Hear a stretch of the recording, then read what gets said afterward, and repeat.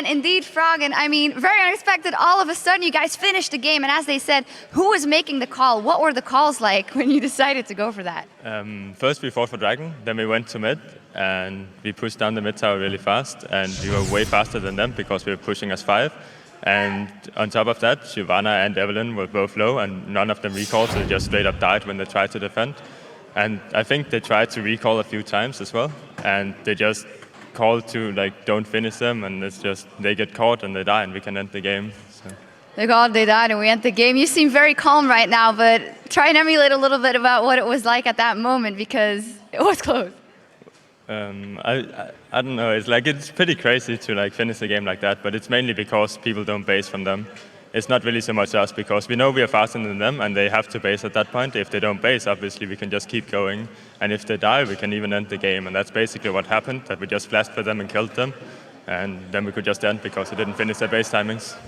Well, amazing finish in any case. And talk me through a little bit of the rest of the game. Up versus a Brown, and I think baited out the Twisted Fate with the Kayle first pick. Well, Kayle is just really strong right now. It's not really because there's any specific counter trade or whatever. She's just really strong. Even if she gets behind, she's really, she's probably the strongest in the game right now outside of Kassadin. So we just wanted to pick her, and you have a safety net as well, so Lucian can always go aggressive because we know they wanted to pick Twitch.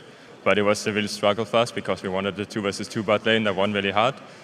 And we ended up falling behind due to a gank, and that meant TF could also jump around, so we had a lot of pressure on us that game. So this is actually a very important week, or an important week for you guys. You played versus Gambit and didn't win that game, and then won the game versus Fnatic. It's kind of the old school teams up against each other. What do you make of those 2 matches? What do you draw as conclusions from that? I think our pick and ban right now is pretty weak because when we scrim, we don't necessarily play against the same champions we're playing against now, which made it really hard to make a really proper strategy for them and practice going into this week. So I think our picks and bans this week were pretty weak, and we could definitely have lost both games. Like this game right now, we could have lost as well. So we need to get stronger next week. Yeah, but you didn't lose. What a finish it was. Thank you very much. Thank you. And we're going to take a short break. We need to cool down after that because what a finish.